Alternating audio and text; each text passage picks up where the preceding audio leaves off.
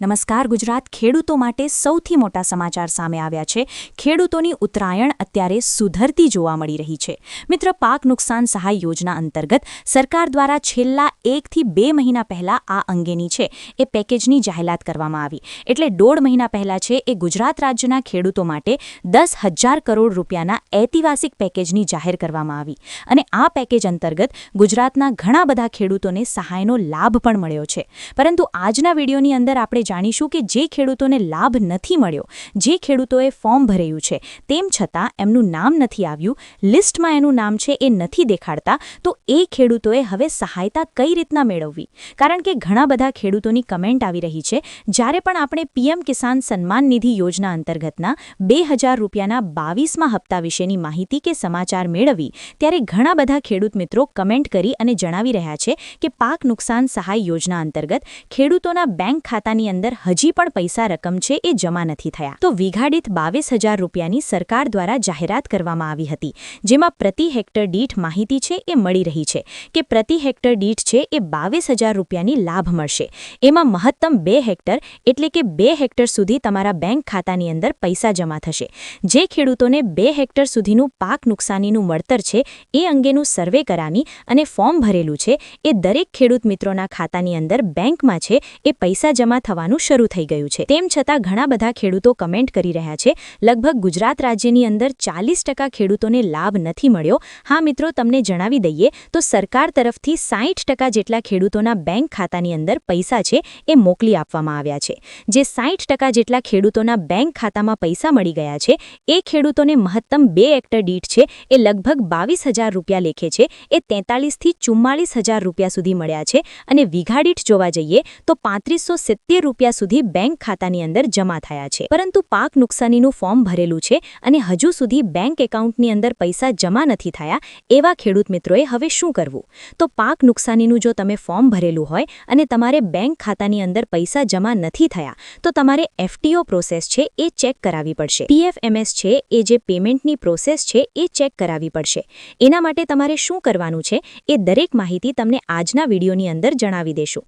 ખાસ કરીને વિડીયોને છેલ્લે સુધી જોતા રહેજો, કારણ કે ઓનલાઈન સ્ટેપ બાય સ્ટેપ તમને પ્રોસેસ જણાવવાની છે કે તમે એફટીઓ પ્રોસેસ અને પીએફએમએસની પ્રોસેસ કે તમારું પેમેન્ટ છે એ પેન્ડિંગમાં તો નથી ને? તમારા બેંક ખાતાની અંદર જે આવતા પૈસા છે એ પ્રોસેસમાં તો નથી? એ દરેક પ્રોસેસ ચેક કરવા માટે તમારે વિડીયોને છેલ્લે સુધી જોવો પડશે। ખાસ કરીને વિડીયોને છેલ્લે સુધી જોતા રહેજો અને પીએમ કિસાન સન્માન નિધિ યોજના અંતર્ગતના પણ દરેક વિડીયો છે તમને મળી જશે, જેમાં દરેક માહિતી તમને મળશે કે 2,000નો હપ્તો કયા ખેડૂતોને મળવાનો છે, કયા ખેડૂતોના નામ કમી થઈ ગયા છે, સાથે બેનિફિશિયરી સ્ટેટસ લિસ્ટની અંદર પણ તમારી આઈડી છે કે નહીં એ તમારે ચેક કરવું હોય તો તમે ચેક કરી શકો। બેનિફિશિયરી લિસ્ટની અંદર જો તમારું નામ કે પછી મોબાઈલ નંબર એડ કરેલો હોય તો એના થ્રુ પણ તમે માહિતી છે શેર કરી અને ચેક કરી શકો છો કે તમારા ગ્રામ પંચાયતની અંદર જેટલા પણ ખેડૂતોએ ફોર્મ ભરેલા છે એમાંથી કેટલા ખેડૂતોને લાભ મળ્યો છે। એ દરેક પ્રોસેસ અને દરેક માહિતી તમે છે ચેક કરી શકો છો। અત્યારે પીએમ કિસાન સન્માન નિધિ યોજના અંતર્ગતના 2,000 રૂપિયાના હપ્તાને લઈને સૌથી મોટા સમાચાર એ છે કે 22મો હપ્તો ખેડૂતોના બેંક ખાતાની અંદર નવેમ્બર મહિના પછીના 4 મહિના પછી જમા થતો હોય છે। પરંતુ હાલ અત્યારે દરેક ખેડૂતોને એવું લાગી રહ્યું છે કે 2,000નો હપ્તો પણ ખેડૂતોના બેંક ખાતાની અંદર મોદી સાહેબે જમા કરાવી દીધો છે, પરંતુ એવું નથી। પીએમ કિસાન સન્માન નિધિ યોજના અંતર્ગત 2,000 રૂપિયાના આર્થિક સહાયના રકમની વાહે ગુજરાતના દરેક ખેડૂતો છે એ પડ્યા છે, કારણ કે પીએમ કિસાન સન્માન નિધિ યોજના અંતર્ગત પીએમ માનધન યોજનાનું પણ રજીસ્ટ્રેશન થાય એમ છે। પીએમ સ્વનિધિ યોજના અંતર્ગત લાભ પણ મળે છે અને આવી ઘણી બધી સરકારી યોજનાઓનો લાભ તમે મેળવી શકો છો। ખાસ કરીને અત્યારે સરકાર દ્વારા ખેડૂતોના બેંક ખાતાની અંદર પૈસા છે એ જમા કરવામાં આવી રહ્યા છે। એમાં એસડીઆરએફ દ્વારા પણ છે એ અત્યારે વધારે પડતા ખેડૂતોના બેંક ખાતાની અંદર છે એ સ્ટેટમેન્ટ જ્યારે તમે કઢાવો છો તો એમાં સ્ટેટમેન્ટની અંદર પણ એસડીઆરએફના જે નિયમો છે એ પ્રમાણેની સહાયની રકમ મળવાપાત્ર મળી છે। સરકાર તરફથી 2,000 રૂપિયાના પ્રતિ હેક્ટર દીઠ છે એ સહાયતાની જાહેરાત કરવામાં આવી, જ્યારે 6,000 રૂપિયાથી લઈ 22,000 રૂપિયા સુધી ખેડૂતોના ખાતામાં છે એ જમા થઈ રહ્યા છે। પરંતુ ઘણા બધા ખેડૂતોના બેંક ખાતાની અંદર પૈસાની રકમ છે એ ટ્રાન્સફર થયા નથી। તો એવા ખેડૂતોને હવે શું કરવું? તો જે ખેડૂતોના બેંક ખાતાની અંદર હજી સહાયતાની રકમ જમા નથી થઈ એવા ખેડૂતોએ પ્રધાનમંત્રી દ્વારા જે પેમેન્ટ ટ્રાન્સફર કરવામાં આવે છે એ પેમેન્ટની દરેક જે public public financial management system છે એના માટેની જે દરેક માહિતી છે તમે ઓનલાઈન પણ ચેક કરી શકો, તમારે ઘરે બેઠા ચેક કરી શકો છો. તો તમારે ચેક કરવાની છે એના માટે તમારે ગૂગલ ઉપર સર્ચ કરવાનું છે PFMS, જેનું ફૂલ ફોર્મ છે પબ્લિક ફાઇનાન્શિયલ મેનેજમેન્ટ સિસ્ટમ. હવે તમે PFMS સર્ચ કરશો એટલે 2 ઓપ્શન આપવામાં આવશે. એમાંથી એક નીચેનો ઓપ્શન છે નો યોર પેમેન્ટ.